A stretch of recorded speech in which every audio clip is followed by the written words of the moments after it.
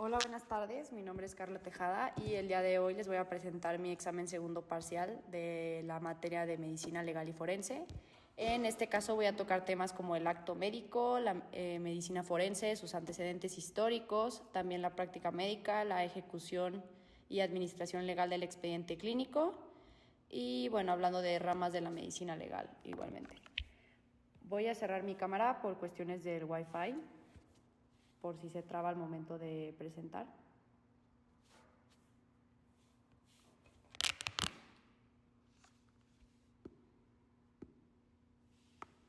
Y bueno, comenzaré con la unidad 1, que es el acto médico. Y bueno, comenzando con su definición.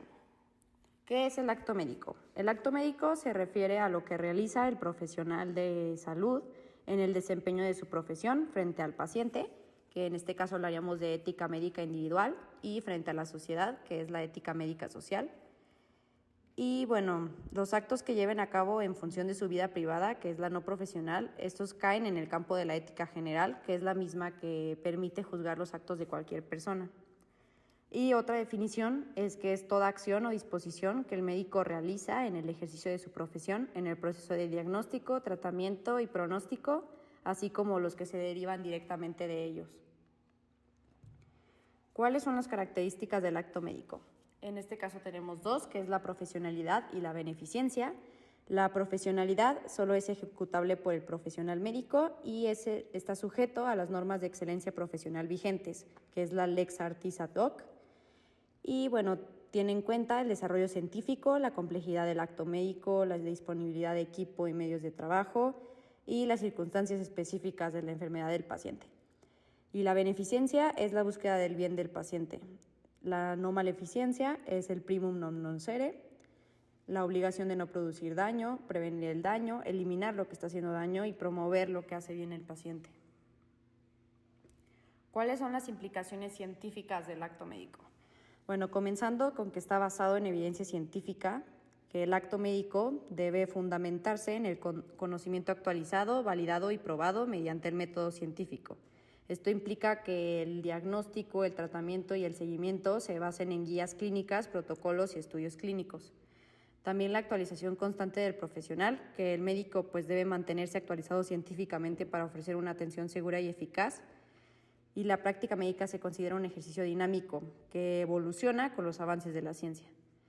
Investigación y generación del conocimiento. Esto se deriva a que nuevas observaciones clínicas o descubrimientos que contribuyan al desarrollo científico. Y es por esto que muchos actos médicos son también oportunidades para generar nuevos datos y evidencia útil para la comunidad médica. La aplicación del razonamiento clínico, que como sabemos implica la utilización de la lógica científica para integrar síntomas, signos, antecedentes y los resultados de estudios complementarios con el fin de llegar al diagnóstico certero. La ética científica, que es que el acto médico siempre debe respetar los principios éticos como la beneficencia, no maleficencia, autonomía y justicia, y debe considerar el consentimiento informado, la confidencialidad y también el respeto a los derechos del paciente. Y por último, la responsabilidad profesional y legal, que desde una perspectiva científica el médico debe demostrar que actuó conforme al estado del arte médico, es decir, de acuerdo con el conocimiento científico vigente al momento de atender al paciente. ¿Cuáles son los principios éticos del acto médico? Bueno, comenzando con la beneficencia, que es la búsqueda del bien del paciente. La obligación de no producir daño, prevenir el daño, eliminar lo que está haciendo daño y promover lo que hace bien el paciente. Y la autonomía es el respeto por las decisiones del paciente, que debe ya estar informado. Es decir, que ellos tienen derecho a decidir sobre sí mismos de acuerdo a su personal proyecto de vida y también a su código de valores. Y la justicia es que todas las personas deben ser tratadas por igual y nadie debe ser discriminado por su raza, sexo, edad, ideas, creencias o posición social. Y bueno, hablando acerca de la mala praxis médica, esta se define como la omisión, que es por parte del médico, de prestar apropiadamente los servicios o al que está obligado en su relación profesional con su paciente. Esta omisión que da como resultado cierto perjuicio a este, o también incluso cuando el médico, a través de un acto propio de su actividad y en relación causal, y con culpa produce un daño determinado en la salud de un individuo. Y bueno, tenemos la mala praxis médica por omisión, que es cuando el profesional no cumple con el deber al que está obligado, lo que puede ocasionar daño al paciente. Un ejemplo podría ser el examen clínico incompleto, y también el que es por comisión, que es efectuar una acción que está prohibida por la norma. Bueno, hablando un poco de la responsabilidad médica, sabemos que hay obligaciones en el que entran los medios, resultados y seguridad, y las desviaciones, que en este caso entra la negligencia, la impericia, la imprudencia y el dolo. Y bueno, comenzando con que la diligencia es cuando procedes, actúas y ejecutas apegado a los protocolos. En este caso, todo lo contrario, las desviaciones, entraríamos en la negligencia médica, que es cuando hay una mala praxis, es decir, un desapego de medios y resultados, y es cuando ejerces una práctica médica que está alejada a los protocolos. Después tenemos la impericia, que es la falta de habilidad para realizar un procedimiento y aún así hacerlo. La imprudencia es el actuar temerariamente. El dolo es una voluntad deliberada de cometer un delito a sabiendas de su ilicitud. Y bueno, en este caso entraríamos en que la negligencia es un incumplimiento de los principios de la profesión. Lo que se debe hacer no se hace, o sabiendo lo que no se debe hacer se hace. Y la impericia es la falta total o parcial de los conocimientos técnicos, es decir, un ejemplo podría ser que un cirujano hace una cirugía incompleta, que no es de su especialidad. Y la imprudencia, que sabemos que es el daño causado porque el acto médico se realizó sin las debidas precauciones. Un ejemplo podría ser que el director de un centro quirúrgico tolera que los anestesiólogos abandonen el quirófano durante una intervención para ir a otros quirófanos, o incluso que la técnica de enfermería que lesione el nervio ciático de un niño, por ejemplo, por no tomar las precauciones debidas. Y hablando también, por ejemplo, del abandono de la guardia o de la emergencia. Después pasamos a la unidad 2, que es la práctica médica y el marco legal. En este caso, primero, pues tenemos la definición de la práctica médica, que la práctica médica se refiere al conjunto de actos médicos realizados por un profesional de salud en su ejercicio diario, abarcando el diagnóstico, tratamiento y la prevención de enfermedades. ¿Cuál es la diferencia entre acto médico y práctica médica? Esto es algo muy importante porque el acto médico es una acción específica que es realizada por el médico, mientras que la práctica es el conjunto de estos actos en el ejercicio profesional continuo del médico. Y bueno, el acto médico tiene una serie de elementos que incluye el médico, las instituciones de la sociedad y el paciente. El médico pues involucra la técnica, la ética moral y la investigación. En las instituciones o sociedad implica la normatividad que existe, los programas y también las guías de prescripción. Y del paciente pues hablamos de sus expectativas, de sus temores, de los prejuicios que pueden tener y también de la información que recibe o de la información que recibió. Y las implicaciones legales. Bueno, en estas incluyen el cumplimiento de las leyes y regulaciones que garantizan la calidad y seguridad de la atención médica.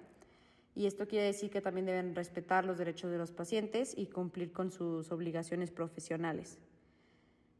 Esto también incluye pues, mantener la confidencialidad, obtener el consentimiento informado y proporcionar toda la información y una atención adecuada y oportuna. Y bueno, entrando con los derechos y obligaciones del médico. Bueno, los derechos del médico están resumidos en este caso, que es ejercer la profesión libremente, laborar en instalaciones seguras, el acceso a recursos necesarios, porque muchas veces en los hospitales no hay los recursos necesarios, y pues al final es un derecho y de los médicos. También puede recibir un trato respetuoso, el acceso a una educación continua, que como hablamos es muy importante que estén actualizados científicamente con lo más nuevo para dar un diagnóstico certero. Participar en investigación y docencia, asociarse profesionalmente, salvaguardar su prestigio y percibir remuneración adecuada. Y bueno, obligaciones del médico. Proporcionar atención médica de calidad, mantener la confidencialidad y cumplir con normas éticas y legales. Derechos y obligaciones del paciente. Bueno, los derechos del paciente es recibir una atención médica adecuada, un trato digno y respetuoso, información clara y oportuna.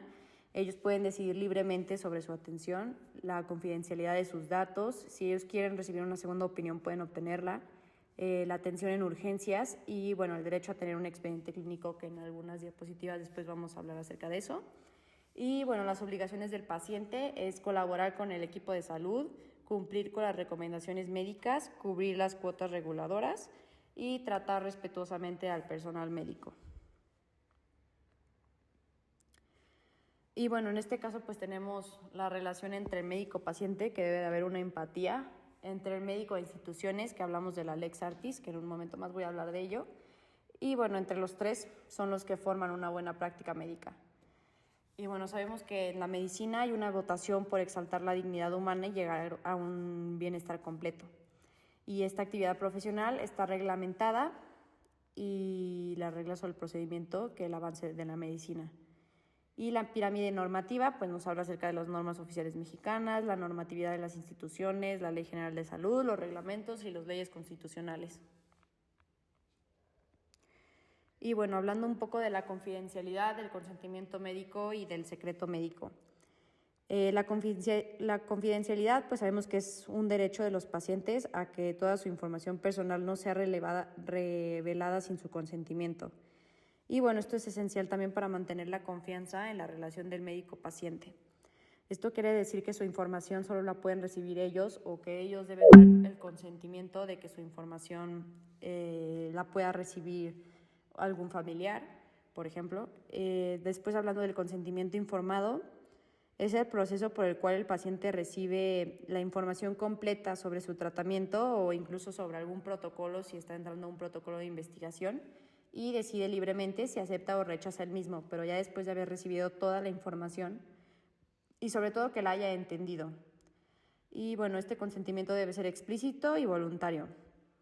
Y después tenemos el secreto médico, que es una obligación legal y ética de los profesionales de salud de mantener en confidencialidad la información del paciente, aunque esto pues no es absoluto, siempre se puede romper en casos de peligro para la salud pública o también cuando la ley lo exige. Y bueno, comenzaré con la unidad 3, que ya es hablar un poco de la Lex Artis Médica, del que les hablé hace un rato. ¿Cuál es el concepto de la Lex Artis? Bueno, la Lex Artis es el conjunto de normas y criterios complejos que están encaminados al actuar de los médicos que esté apegado a una buena práctica. Y tiene 3 pilares: los medios, los resultados y la seguridad. Y bueno, los medios es que el profesional de salud pone al servicio sus conocimientos científicos, los recursos técnicos y el tiempo necesario. Aquí es muy importante el informar, el dar la información completa, que sea oportuna, relevante, veraz, pertinente y clara. Después tenemos la seguridad, que esto es para evitar complicaciones previsibles y también minimizar el riesgo por el uso de recursos diagnósticos y terapéuticos. Es decir, la prevención de riesgos, que habla acerca de evitar los accidentes, prevenir lo previsible y bueno, conocer las alergias, por ejemplo, el riesgo-beneficio, y en esto también incluye el uso de las guías clínicas. En los resultados, pues sabemos que la medicina no es una ciencia exacta, entonces no podemos hacer promesas de resultados. Un ejemplo, por ejemplo, sería la cirugía estética o incluso también la calidad de los insumos.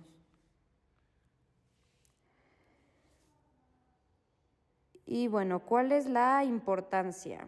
Pues la importancia es que es la forma más efectiva de defenderse de una demanda por un acto médico, es adherirse a las guías vigentes para la práctica médica.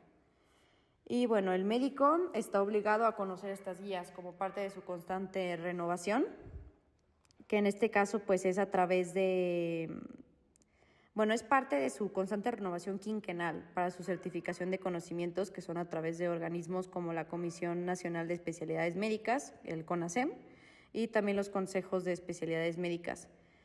Y bueno, también de acuerdo a la Ley General de Salud existen las normas oficiales mexicanas, que ya todos las conocemos, que son de observancia obligatorias y se renuevan cada 5 años y entran en vigor una vez que se publican en el Diario Oficial de la Federación. Pero es importante señalar que no existe una norma para todas las entidades patológicas. Por ejemplo, la diabetes y la hipertensión arterial son la excepción a la regla, Pero no obstante, pues cuando se siguen estas normas, al llegar a la sección de tratamiento específico, estas remiten a consultar el tratamiento más adecuado en cuestión a través de las guías para la práctica clínica.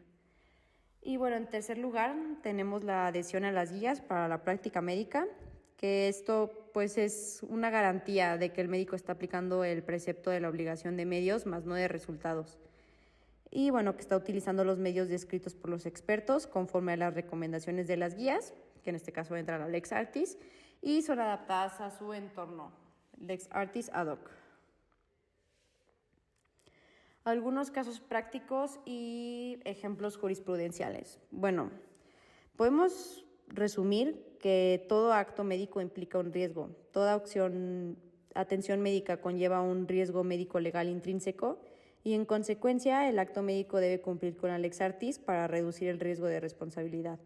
La finalidad del acto médico debe ser siempre ayudar al paciente y debe basarse en el seguimiento de las recomendaciones científicas que están universalmente aceptadas.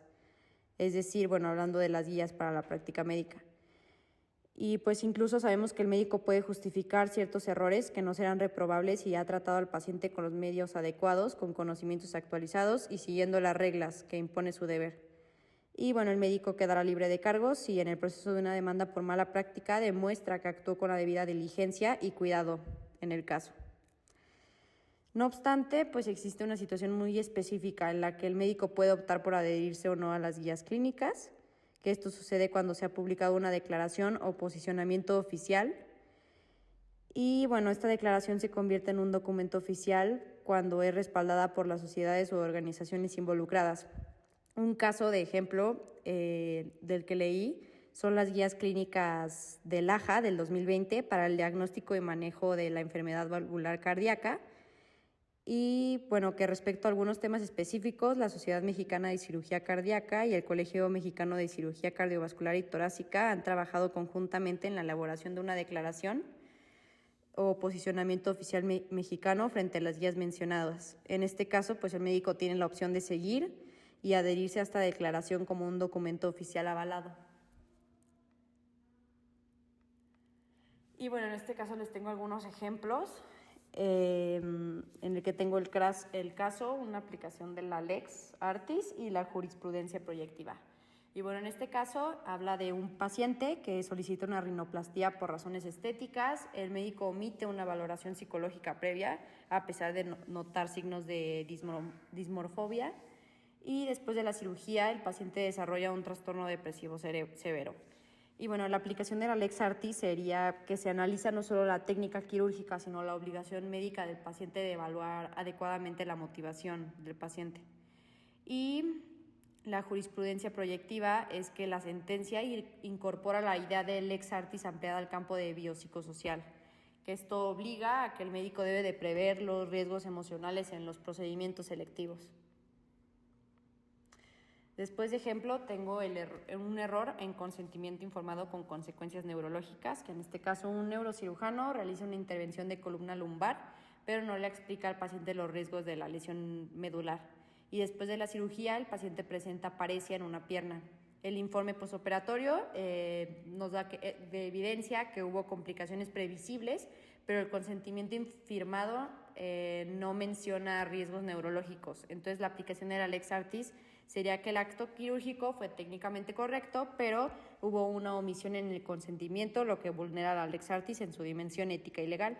Y bueno, la hipotética jurisprudencia es que el tribunal establece responsabilidad por el daño moral derivado de la falta de información, aunque no hay prueba de una negligencia técnica. Y bueno, pasando a la unidad 4, que es hablar acerca del expediente clínico y la norma 004. Y bueno, comenzando con la definición del expediente clínico. ¿Qué es? Bueno, es el conjunto único de información y de datos personales que se integra dentro de todo tipo de establecimiento para la atención médica, ya sea público o privado o social, el cual consta de documentos escritos, gráficos, imagenológicos, electrónicos, magnéticos, ópticos, en los que el personal de salud hace registros, constancias, certificaciones correspondientes a la intervención en la atención médica del paciente. Y bueno, ¿cuáles son los objetivos del expediente clínico? El expediente clínico permite una comunicación adecuada entre profesionales de salud, nos ayudan a dar continuidad al seguimiento, mejorar la toma de decisiones y aumentar la seguridad del paciente. Usos y propósitos. ¿Cuáles son los usos del expediente clínico? Primero es un registro clínico ordenado del paciente, que generalmente el expediente incluye toda la información médica del paciente, tanto de consultas anteriores, cirugías, antecedentes importantes, y pues esto ayuda a que los médicos puedan tener la información al momento, toda la información del paciente. También de enseñanza e investigación, evaluación de la calidad, que esto entraría más como en la calidad de la atención, documento administrativo, el documento médico legal, la fuente de información estadística, también tiene valor como prueba. Otra cosa muy importante es que debe de conservarse mínimo 5 años. Y bueno, este también contiene datos confidenciales y privados, es decir, datos personales sensibles. Y bueno, es de propiedad intelectual, propiedad de la institución. El paciente es titular de los datos y es obligatorio proporcionar la información al paciente y a los familiares, que en este caso entraría el resumen clínico. ¿Cuál es el contenido obligatorio según la norma? Bueno, pues aquí entran los datos generales del paciente, que es el nombre, la edad, sexo, estado civil, ocupación, domicilio, teléfono y CURP. La historia clínica, que en este caso es el motivo de consulta, los antecedentes, el padecimiento actual, la exploración física, los diagnósticos, el plan terapéutico y pronóstico. Las notas médicas, que estas deben de incluir la evolución, si hubo alguna interconsulta, pues la nota médica preoperatoria, posoperatoria, inmediata y de egreso, que esto sería según el caso del paciente. Los consentimientos informados, ya sea para cirugías, hospitalización, anestesia, transfusiones, otros procedimientos, etc. Los resultados de los estudios, que en este caso entran los de laboratorio, gabinete y otros auxiliares de diagnóstico. En este caso también entra la prescripción y la administración de medicamentos y las hojas de enfermería, que en este caso pues habla de signos vitales, cuidados y observaciones que se tuvieron con el paciente. Y bueno, otra cosa que es muy importante recordar de la responsabilidad legal del personal médico es que él es responsable de la elaboración, integración, manejo, uso y resguardo del expediente clínico. En esto entra que debe de registrar con veracidad, claridad, legibilidad y oportunidad toda la información clínica relevante del paciente. Debe de firmar cada una de las notas médicas, ya sea a puño y letra o mediante medios electrónicos autorizados. Debe de respetar la confidencialidad del paciente. Esto quiere decir que garantiza que solo el paciente, su representante legal o la autoridad competente pueden tener acceso. Lo que les había comentado hace un rato, de conservar los expedientes por un mínimo de 5 años, contados a partir de la fecha del último acto médico. Asegurar el consentimiento informado por escrito en los casos que lo requieran, como los procedimientos quirúrgicos, transfusiones, anestesia, etc. Y se deben de evitar las alteraciones, destrucciones u omisiones que puedan poner en riesgo la atención médica o constituir una falta legal. Y bueno, antes de entrar a las consecuencias legales, es muy importante recordar que la norma 004 nos habla de la obligatoriedad del expediente, es decir, que todas las instituciones deben de integrarlo, y también que puede servir para una formación y enseñanza, es decir, que el expediente también tiene fines docentes y de investigación, pero se debe de garantizar siempre la confidencialidad y el anonimato de los datos personales del paciente. Y bueno, hablando de las consecuencias legales por omisiones y alteraciones. Bueno, en este caso, ¿quién puede tener acceso? Las autoridades judiciales en procesos legales o investigaciones, las fiscalías, que es en el marco de investigaciones criminales o delitos relacionados con la salud, las autoridades sanitarias como la Secretaría de Salud, COFEPRIS, que es para la regulación y control de los servicios de salud, los órganos internos de control, que son para auditorías y fiscalización en las instituciones de salud públicas, y la Comisión Nacional de Arbitraje, que es la CONAMED, en casos de controversias entre pacientes y prestadores de servicios de salud. ¿Cuáles son las consecuencias legales si hay omisiones o alteraciones? Bueno, primero que nada, pues hay una responsabilidad administrativa, que esto quiere decir que hay sanciones por parte de la Secretaría de Salud o de las autoridades regulatorias, una responsabilidad civil, que en este caso el médico puede ser obligado a reparar los daños y perjuicios si la falta de información o su alteración afecta al paciente, la responsabilidad penal, que se puede configurar un delito como la falsificación de documentos o la negligencia médica o la mala praxis, y una responsabilidad ética y profesional, que en este caso hay sanciones por parte de colegios médicos o comités de ética, incluyendo la expulsión o suspensión del gremio.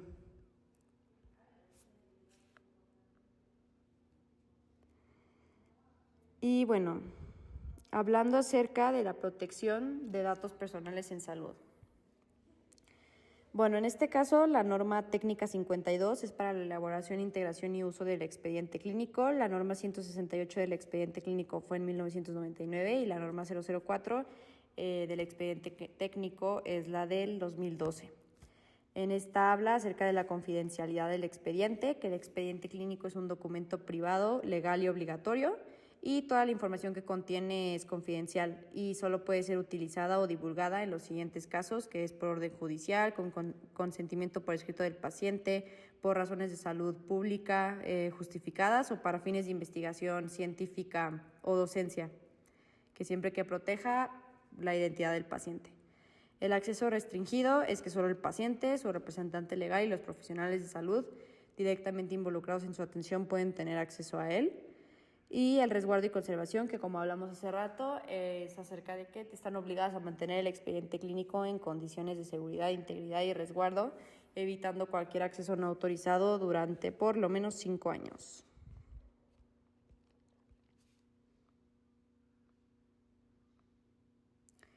Y bueno, pasando ya a la unidad 5, que es hablando acerca de la medicina forense. Acontecimientos históricos. ¿Cuáles fueron los orígenes de la medicina legal? Estos se remontan a la época antigua y a la Edad Media. En Egipto, por ejemplo, ya había médicos que actuaban como jueces y realizaban técnicas de momifacción. En Mesopotamia, el Código de Hammurabi establecía responsabilidad médica y castigos por mala praxis. En Grecia, Hipócrates introduce la ética médica y también los médicos analizaban heridas y causas de muerte y testificaban en tribunales. En Roma, el Corpus Juris Civilis regulaba la práctica médica y los delitos como homicidio y lesiones. Y en la Edad Media ya se integran las leyes germánicas y los jueces comienzan a consultar médicos en casos judiciales. Después, la consolidación de la medicina legal, que es entre el siglo XVI y siglo XIX. Hablamos en el Renacimiento, por ejemplo, se establece ya la medicina legal como disciplina. En Alemania y Francia se introducen peritajes médico-legales en las leyes, como en las ordenanzas de Manberg y en las constituciones carolinas. En Italia aparecen las primeras autopsias legales, que médicos como Sacchia contribuyen al desarrollo teórico. En España se publica el Tratado de los Venenos. Y bueno, ya volviendo el entorno a México, en el México prehispánico es cuando se vio por primera vez la medicina legal aquí, que es cuando ya había castigos severos por aborto y adulterio y son los primeros registros de lesiones violentas. Después, en la época virreinal, ya se aplican las leyes españolas que exigen informes médicos en procesos judiciales.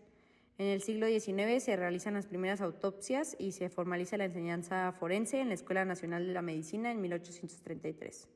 En 1871 el primer código penal exige ya peritajes médicos. En el siglo XX se crea el CEMEFO para institucionalizar la medicina legal. En el siglo XXI avances en genética forense y también se utiliza el ADN como herramienta legal. Y desde el 2020 la medicina legal pues apoya la lucha contra el feminicidio y fortalece los derechos humanos.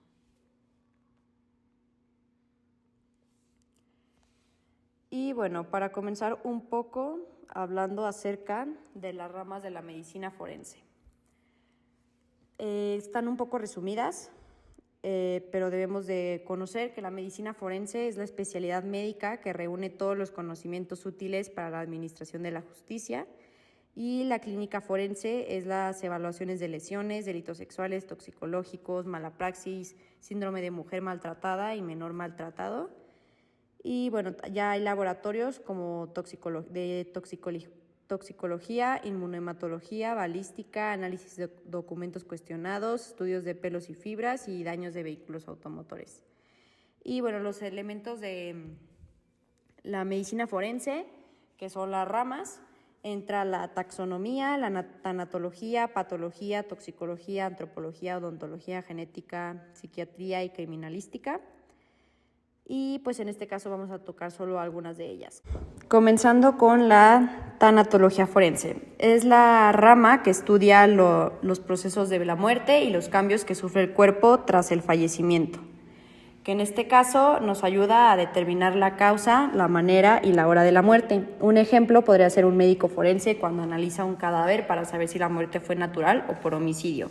Después tenemos la traumatología forense, que se enfoca más en las lesiones físicas y en su origen, ya sean recientes o antiguas, y este es un ejemplo, sería evaluar si un golpe en la cabeza de una víctima fue causado por una caída o una agresión, y nos ayuda a determinar si una lesión fue accidental, autoinfligida, o si son productos de violencia.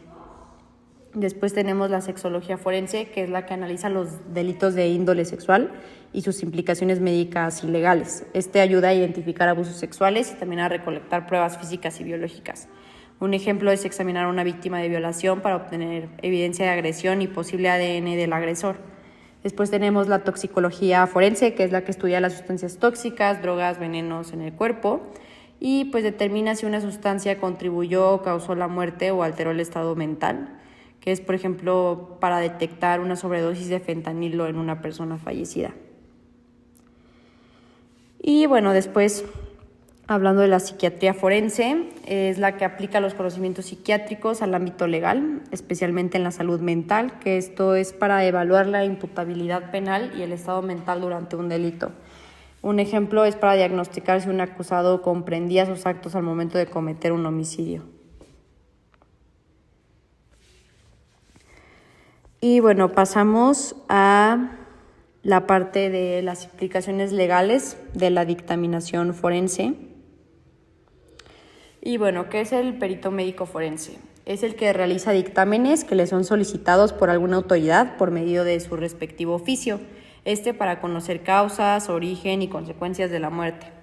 ¿Cuáles son sus cualidades? Pues hay una preparación técnica, moralidad, discreción, imparcialidad, veracidad y lealtad. Hay peritos oficiales y particulares. Los oficiales son nombrados por autoridades y los particulares son nombrados por la defensa. Y bueno, en este caso hay un doble carácter porque son funcionarios judiciales y también pueden funcionar como testigo. Y bueno, en personas vivas se evalúan lesiones, identificación, mentales, toxicológicos, salud, ginecológicos, entre otros. Y bueno, hablando de la participación en juicios, el médico forense puede ser citado como perito para ratificar su dictamen, responder preguntas del juez, fiscales o de los defensores, aclarar conceptos médicos o científicos ante el tribunal, y su participación debe ser siempre clara, ética y respetuosa del debido proceso. Y acerca de los dictámenes periciales. Bueno, ¿qué es un dictamen? En él se debe de fundamentar, apoyar, justificar y documentar un hecho o un diagnóstico. El dictamen pericial médico debe de contener los principios científicos en que se fundamenta y también la explicación detallada de las operaciones realizadas o del proceso que se llevó. La forma en que el dictamen deberá ser. ¿Cómo debe ser? Objetiva, imparcial, concreta, precisa y clara. Que en este caso, ¿qué significa cada una de estas palabras? Concreta es que dice solo lo que tiene que decir. Preciso es que es oportuno, se dice en el momento que tiene que decirlo. Y claro es que no deja dudas. ¿Cuál es la responsabilidad del perito médico? Tienen responsabilidad legal, ética y profesional. Y bueno, también en el caso de la responsabilidad civil es por los daños causados por negligencia o error en el dictamen. Penal se actúa con dolo, falsedad o corrupción. administrativa por incumplimiento de normas o deberes profesionales. Y bueno, él siempre debe de actuar con independencia, sin favorecer a ninguna de las partes. Y bueno, en este caso tenemos las referencias citadas en formato APA.